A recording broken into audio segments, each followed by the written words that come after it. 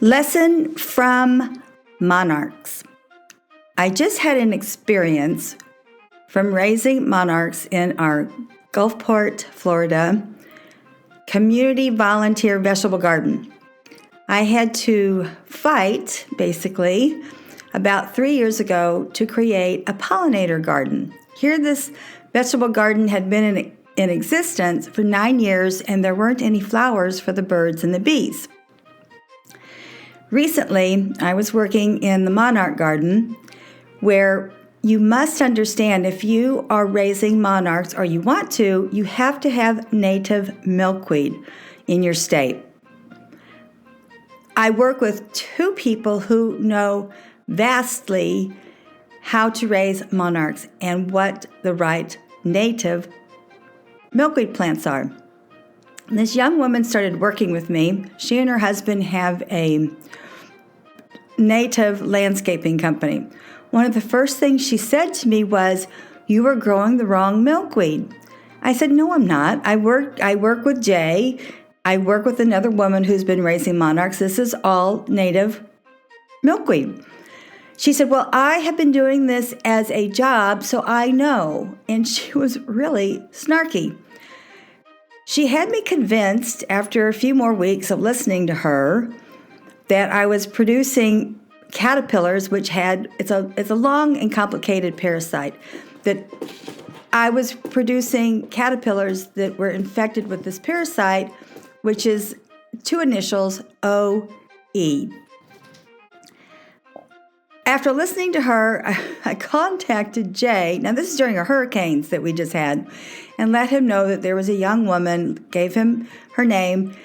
I left him a message that she was adamant that I had the wrong milkweed. And I let him know that, Jay, everything came from you or it came from our native nurseries.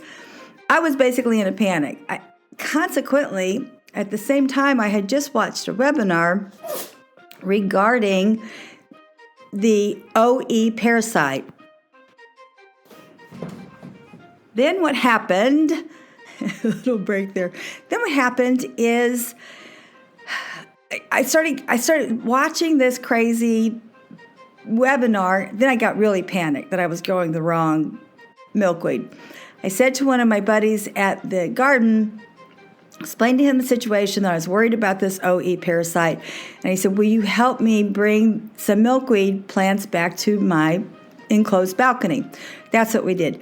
Now, here's the amazing lesson. Besides not listening to someone who's just met you telling you you're doing things wrong, the other lesson I learned was if you're working with Mother Nature and you come upon an amazing discovery that I'm about to tell you about, follow it. But don't follow the person who's telling you you're wrong when you've been doing things right and you have experts already in your back pocket. I brought home about 7 to 8 native milkweed plants. They're on my balcony. This is around October. They have produced at least 20 caterpillars. I woke up the next morning and I had all these caterpillars. Now they're enclosed, so I'm thinking, well, if this is the wrong kind of caterpillar, then at least they're not going to hurt anything.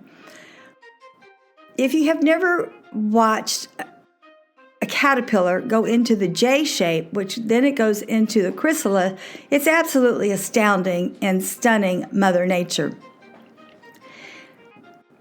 So therefore, I had 20 chrysalis. What happens is they birth into the monarch butterfly when they darn well feel like it. My friend calls it butterfly time.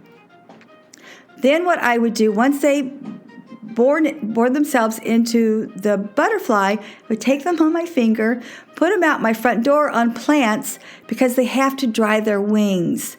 They leave when they want to leave. They fly off when they want to fly off. Here's what I learned. As I said, do not take advice from someone who just meets you and they're telling you you're doing things wrong.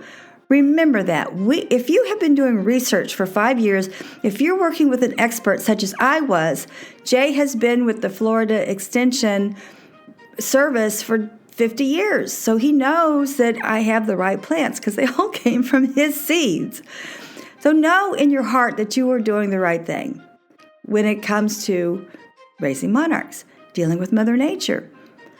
So don't listen to people when they're telling you you're doing something wrong. The other lesson I learned, for me to release 20 monarchs that are healthy and they're coming from native milkweed, 20 monarchs in about 2 weeks, I'm doing something wrong at the garden because I don't think I've raised, if I'm around, 20 monarchs ever at the garden, not in a year. Therefore, lesson I've learned is we're going to enclose the monarch garden plot. They don't know this yet. We're going to have to raise funds. But this way, the birds and the bugs won't be eating my caterpillars. Just remember, if you're doing your research, if you know what you're doing is right, if you're working with experts, don't let someone who you've just met tell you to change things up.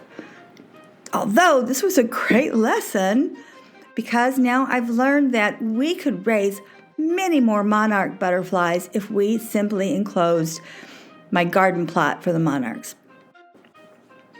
Next, Kundalini Yoga. I'm still going to include the Kriya on abundance because we need abundance of good attitude. We need abundance of health. We need abundance of good feelings right now. I know that the world is in turmoil. Listen, if nothing else, listen to this music. This is one of my favorite songs from the Kundalini Yoga community. It's such beautiful music. It's very easy. You can do this within 18 minutes. You do have to have an orange. It's messy, but it really works. Abundance in health, abundance in intrinsic relationships, and abundance in love, and abundance in your vocation. All these things are what abundance is about. Lastly, knowing that our psyches are a bit imbalanced right now, and they're probably going to stay that way for a while, I would suggest that you really curtail your drinking. I used to be in the fine wine and spirits industry for 20 some odd years, about 26. It's really within the last year since March that I just stopped drinking. And I think it's because I'm now studying Qigong and I'm also studying Jiu-Jitsu. I hope that's the right pronunciation with a friend. That's her business.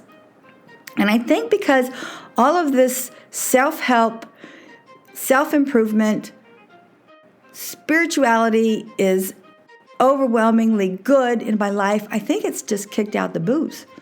Not that I was drinking that much anyway after I left the industry, but if you're out with people, if you're with the wrong people who like to drink heavy, yeah. Anyway, that's my word of advice for curtailing your imbibing during the holidays. I will have in the podcast details recipes for mocktails. I also have a really good book that starts telling you about ways that you can curtail your drinking and why you might want to curtail your drinking. To wrap this up, the 2 lessons I learned from monarchs is when you know your research, when you are working with experts and someone new comes into your life to help you in whatever capacity and they're telling you you're doing things wrong when you know you're doing things right, don't listen to them. Go about your business. One thing Jay said to me, he goes, Valerie, when what's her name is going to bring you her own native plants, her own native milkweed from her garden, accept them graciously, plant them, and move on. You don't need to get into a discussion with her, and he's 110% right. I'm not going to discuss squat with this woman. Remember, don't let people tell you you're wrong when they first met you. However, if you're working with monarchs or any other Mother Nature creation, if there's any way that you can improve it, improve it. To wrap this up completely, practice the Kriya, practice curbing your drinking. I'm Valerie Hale.